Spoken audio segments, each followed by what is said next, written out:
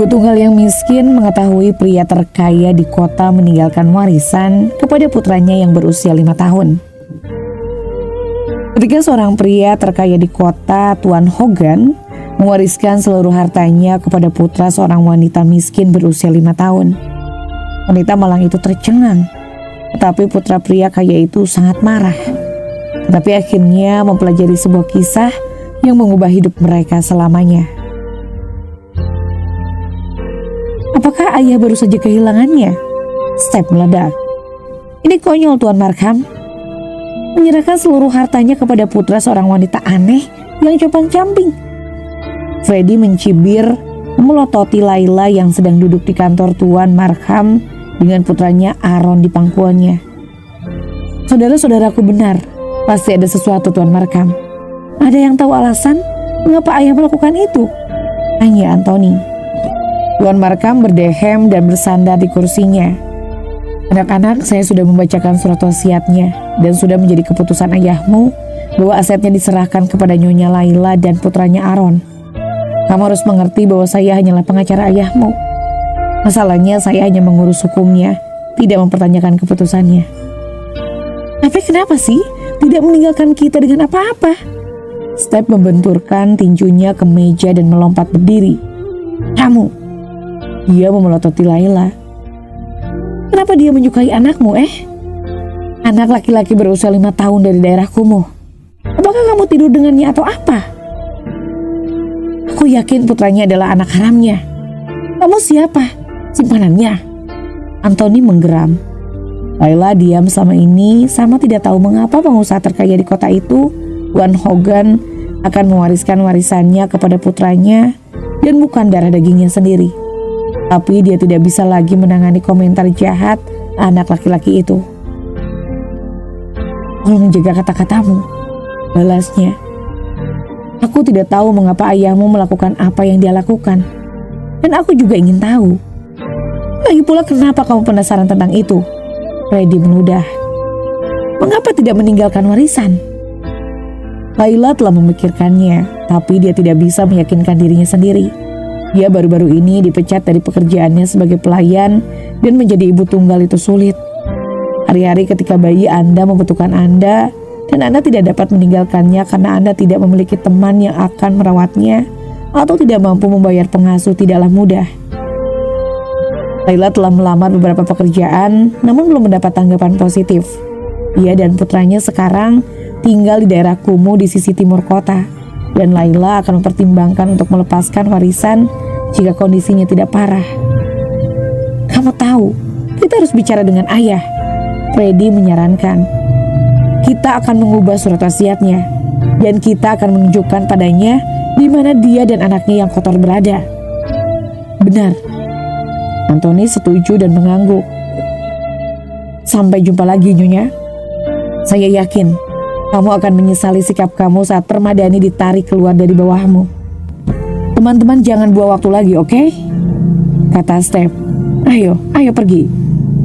Anak laki-laki itu menyerbu keluar dari kantor Tuan Markham dan pergi ke rumah sakit tempat ayah mereka dirawat.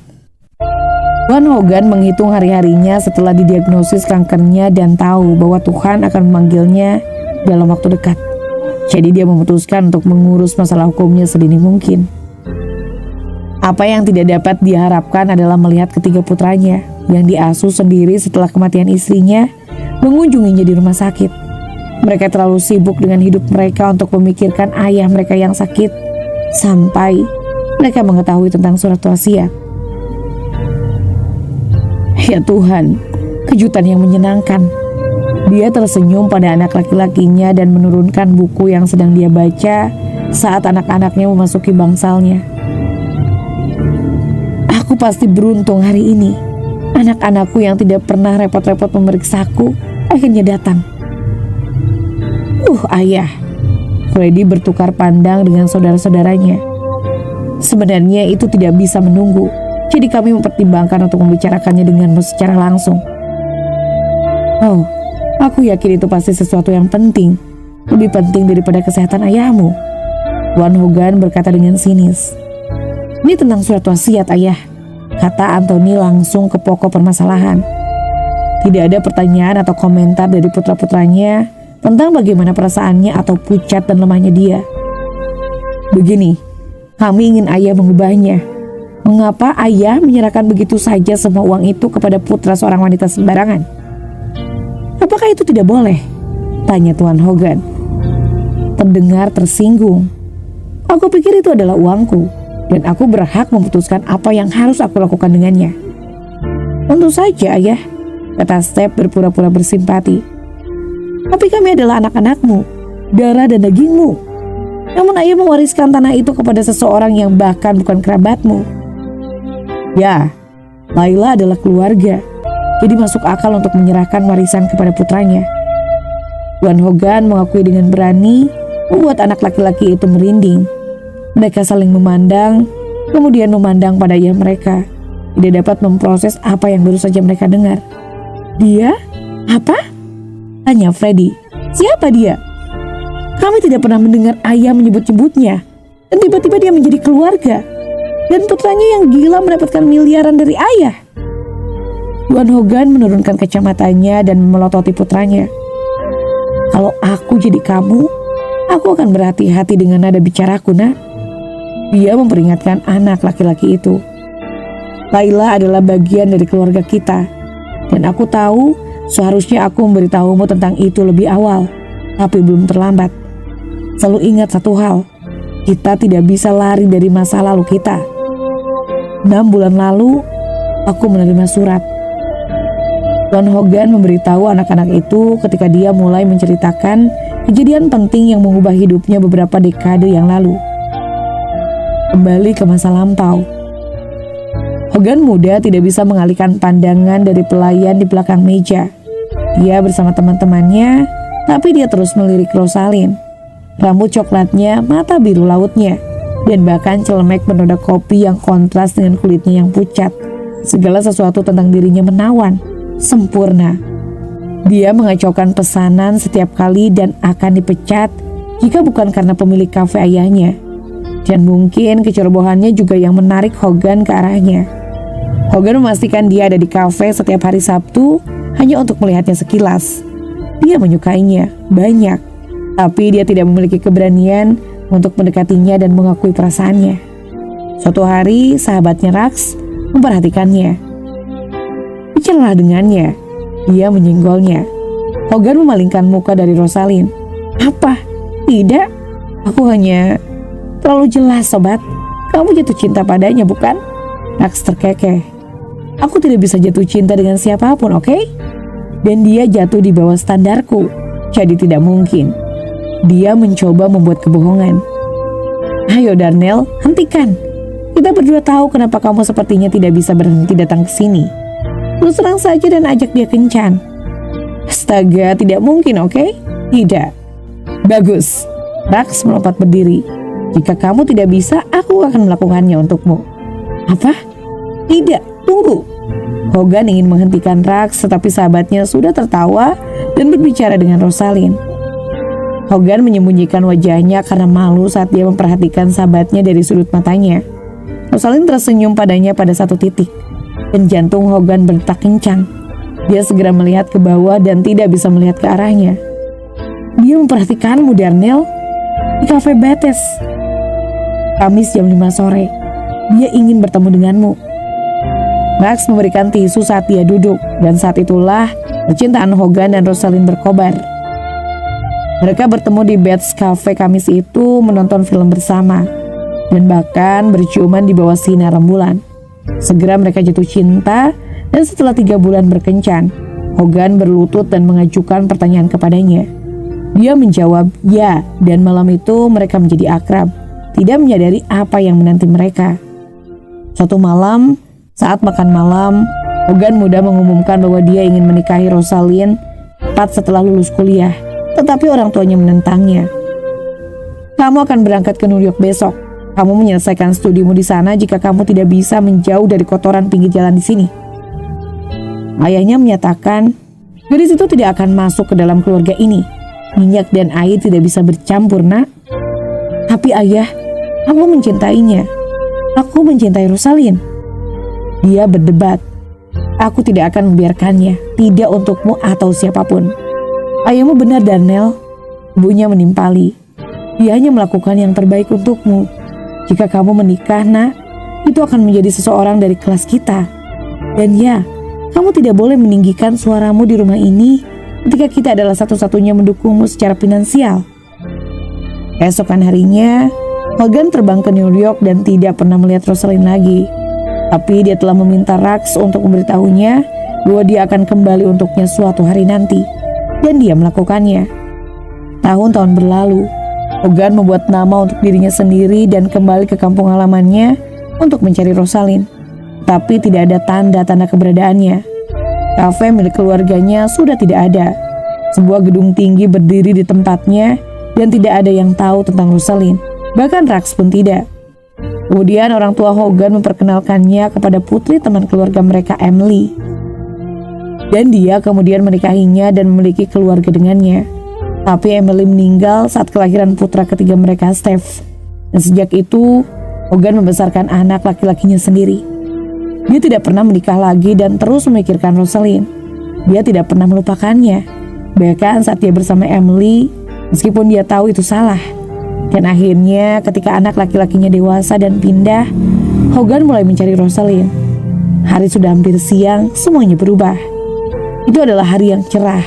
Dia sedang berada di ruang kerjanya ketika pelayannya masuk ke kamar. "Tuan Hogan, ada surat dari Nona Rosalind." Vincent meletakkan surat itu di atas meja di depan bosnya.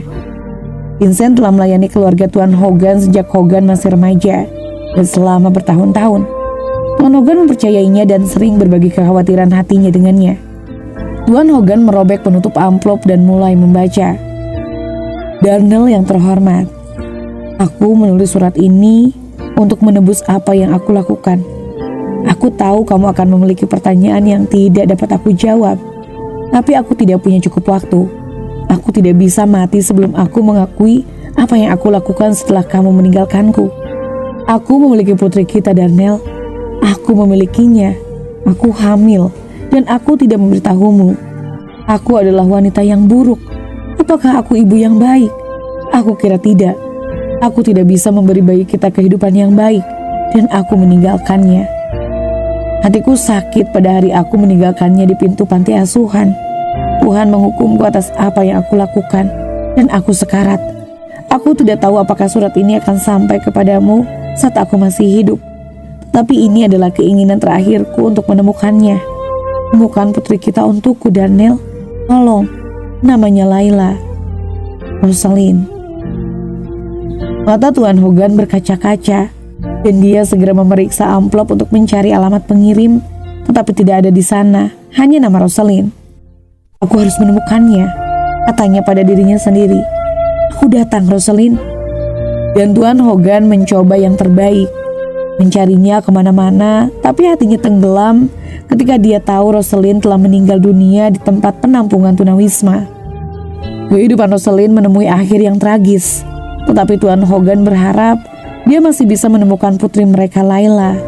Dan akhirnya dia melakukannya. Tapi hatinya hancur berkeping-keping sekali lagi ketika dia mengetahui Layla tinggal di daerah kumuh bersama putranya yang berusia 5 tahun. Dia akan menghadapinya dan menceritakan segalanya. Tapi sudah terlambat. Dia berada di rumah sakit, menghitung hari-hari terakhirnya setelah didiagnosis menderita kanker. Aku tidak berani bertemu dengannya," katanya kepada putra-putranya. "Setelah apa yang ibunya katakan padaku dalam surat itu akan menghancurkan hatinya mengetahui ayahnya tidak tahu tentang keberadaannya dan ibunya." Wajah Tuan Hogan menjadi pucat dan dia mulai terbatuk-batuk. "Tolong anak-anak." Dia meraih tisu dan berbatuk lagi hanya untuk menyadari bahwa dia batuk darah. "Jadi dia saudara tiri kita. Ada apa, Ayah?" Steph marah. "Ayah mengencani Rosalind ini dan sekarang kita harus menderita. Apa yang Ayah pikirkan?" Tuan Hogan mulai terbatuk-batuk, tetapi tidak ada putranya yang peduli. Mereka terus menghina dia sampai seorang dokter bergegas masuk ke kamarnya. Tapi sudah terlambat. Saat dokter memeriksa Tuan Hogan, pria tua itu menutup matanya selamanya. Dia sudah tidak ada lagi. Dokter mengumumkan dengan sungguh-sungguh, tetapi anak-anak Tuan Hogan tidak peduli. Wow, jadi sekarang dia sudah mati dan kita tidak mendapatkan uang. Anthony marah. Bu, jadi kakek bersama para malaikat sekarang? Tanya Aaron kecil pada Layla saat mereka meletakkan karangan bunga lili putih segar di depan makam Tuan Hogan. Layla tersenyum dan duduk bersama Aaron. Ya, ibu tidak tahu dia adalah ayahku. Sampai aku mendengar dia berbicara dengan pamanmu di rumah sakit. Tapi dia adalah ayah yang baik. Dan lebih dari itu, dia adalah orang yang baik. Seorang pria yang mencoba yang terbaik untuk membuat menebus perbuatannya. Apa yang bisa kita pelajari dari cerita ini? Cinta sejati berlangsung selamanya. Meskipun bertahun-tahun berpisah, Tuhan menemukan cara untuk menghubungkan kembali Hogan dan Rosalind melalui putri mereka Layla dan cucu lelaki mereka Aaron. Warisan adalah berkah, bukan paksaan. Steph, Freddie, dan Anthony mengira ayah mereka perlu menyerahkan warisan kepada mereka. Tetapi Tuan Hogan dengan bijak menunjukkan kepada anak laki-laki itu bahwa warisan adalah berkah yang hanya diterima oleh yang berhak. Bagikan cerita ini dengan keluarga dan teman-teman Anda, itu mungkin mencerahkan hari mereka dan menginspirasi mereka.